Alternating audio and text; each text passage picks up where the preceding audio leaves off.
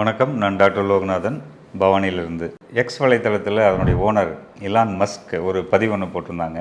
ஒரு பேஷண்ட்டு நார்வேயில் வயிறு வலின்னு சொல்லிட்டு ஒரு ஹாஸ்பிட்டல் போயிருக்காங்க. அந்த ஹாஸ்பிட்டலில் டாக்டர்ஸ் பார்த்துட்டு இது ஒன்றும் பெரிய ப்ராப்ளம் இல்லை, ரொம்ப சிம்பிளான வயிற்று வலி தான், அது ஒன்றும் பண்ண வேண்டியதில்லைன்னு சொல்லிட்டு அவரை வீட்டுக்கு அனுப்பிடுறாங்க. அவர் வீட்டுக்கு போனதுக்கப்புறம் அந்த வயிறு வலி ரொம்ப அதிகமாகவும் அவர் எக்ஸ் வலைத்தளத்தில் இருக்கக்கூடிய கிராக் அப்படிங்கிற ஆர்டிஃபிஷியல் இன்டெலிஜென்ஸ் பக்கத்தில் அவர் அதனுடைய சிம்டம்ஸ் எல்லாத்தையும் பதிவிட்டதுனால அந்த கிராக் அட்வைஸ் பண்ணியிருக்கு, உங்களுக்கு அப்பண்டிசைட்டிஸ் அப்படிங்கிற வியாதி வந்திருக்கு, ரொம்ப சீரியஸாக இருக்குது, உடனே போய் மறுபடியும் டாக்டர் பாருங்கன்னு. இவர் மறுபடியும் ஹாஸ்பிட்டல் போயிட்டு கம்பல்சரி இதை ஸ்கேன் பண்ணி பார்க்கணும்னு சொல்லி இன்சிஸ்ட் பண்ணதுனால அவங்க ஸ்கேன் பண்ணியிருக்காங்க. அந்த ஸ்கேனில் அப்பண்டிசைட்டிஸ் இருக்குது, ரப்சர் ஆகிற கண்டிஷனில் இருக்குது, அதனால் உடனே சர்ஜரி பண்ணணும்னு சொல்லி சர்ஜரி பண்ணி அவரை உயிரை காப்பாற்றிட்டாங்க.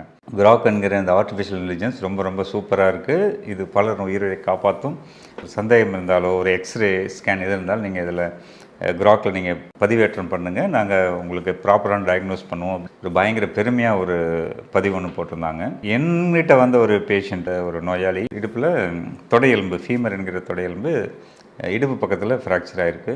ஸோ அந்த ஃப்ராக்சருக்கு நாங்கள் அன்றைக்கி ஆப்ரேட் பண்ணி அதை ஃபிக்ஸ் பண்ணிட்டோம். அந்த பிக்சர்ஸ் காட்டுறேன்னு பாருங்கள். இது ஆப்ரேஷனுக்கு முன்னாடி எடுத்த பிக்சர், இது ஆப்ரேஷனுக்கு அப்புறம் எடுத்த பிக்சர். ஆப்ரேஷனுக்கு முன்னாடி எடுத்த பிக்சரை கிராக் வலைத்தளத்தில் நான் பதிவிட்டு இது என்ன, இதுக்கு என்ன ட்ரீட்மெண்ட் அப்படின்னு சொல்லி கேட்டிருந்தேன்.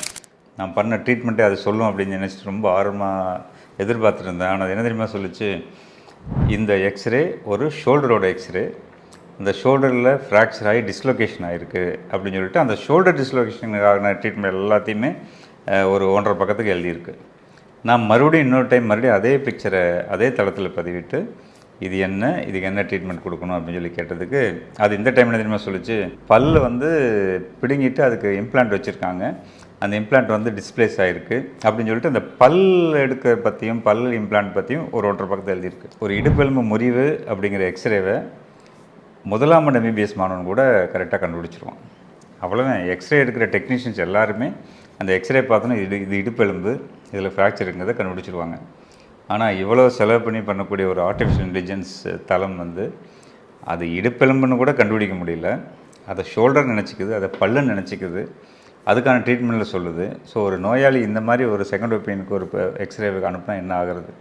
ஆர்டிஃபிஷியல் இன்டெலிஜென்ஸ் அப்படிங்கிறது நமக்கு ஒரு உதவி செய்யக்கூடிய ஒரு துணையாக இருக்கக்கூடிய ஒரு கருவி தானே தவிர அதை நம்பி வைத்தியம் பார்க்கக்கூடாது அப்படிங்கிறது இதன் மூலமாகவே ப்ரூவ் ஆச்சு. இதை நான் எலான் மஸ்க்கு டேக் பண்ணி அவருக்கு ஒரு ரிப்ளை பண்ணி இந்த போஸ்ட் நான் அனுப்பியிருந்தேன். அதுக்கான இதையும் உங்களுக்கு காட்டுறேன் பாருங்கள். ஆக ஏஐ அப்படிங்கிறது நமக்கு யூஸ்ஃபுல்லாக இருக்கக்கூடியது தான், ஆனால் அதை மருத்துவ உலகத்தில் ட்ரீட்மெண்ட்டுக்கு அதை முழுவதும் நம்ப முடியாது.